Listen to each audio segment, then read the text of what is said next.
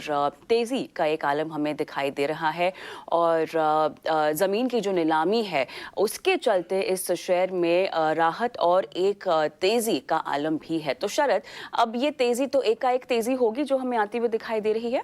जी बिल्कुल, एक साथ वन साइड रैली देखने मिल रही है बिल्कुल। एमटीएनएल में, और यहाँ हाँ, पे रिपोर्ट्स आ रही है, और ये एक बड़ा ट्रिगर है स्टॉक के बिल्कुल। लिए। ये लैंड एसेट मोनेटाइजेशन है, हुँ। इसकी जो है बात हो रही है। और याद रखिए, ये 15 फरवरी तक जो है लैंड एसेट मोनेटाइजेशन देखने मिल सकता है। अब इसका जो इम्पैक्ट है, ऑफ कोर्स ये एमटीएनएल है और बीएसएनएल है। हालांकि बीएसएनएल लिस्टेड नहीं है, पर इन दोनों कंपनीज के लिए लागू है, और ये रिपोर्ट्स कह रहे हैं। और याद रखिए, ये बहुत बड़ा एक लिक्विडिटी इवेंट हो सकता है, जिस तरह जो लैंड एसेट मोनेटाइजेशन होगा। लेकिन जो लैंड एसेट मोनेटाइजेशन होगा, तो वहाँ से जो है आपको कैपिटल आएगा। अब वो कैपिटल आएगा तो उसको आपको पे करना पड़ेगा बैंक्स को। तो पीएसयू बैंक्स की भी बात करें, जो इनको जो है लोन दी हुई है, लगभग 8,100 करोड़ का ये एक्सपोजर है।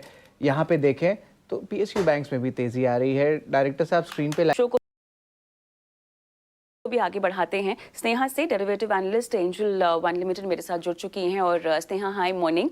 और हम जो है एमटीएनएल के तेज़ी पे चर्चा कर रहे हैं और तमाम पीएसयू बैंकिंग काउंटर्स में भी हमने इस तेज़ी का असर पड़ते हुए देखा है। अब सवाल आपसे यहाँ पर यही होगा कि इस तेज़ी को हम अपने फ़ायदे के लिए कैसे भुनाएं। ईटी नाउ स्वदेश ने और रिसर्च टीम ने हमारी ये जानकारी सुबह ही दर्शकों को बता दी थी कि कैसे फ़ायदा यहाँ पर उठाया जा सकता है।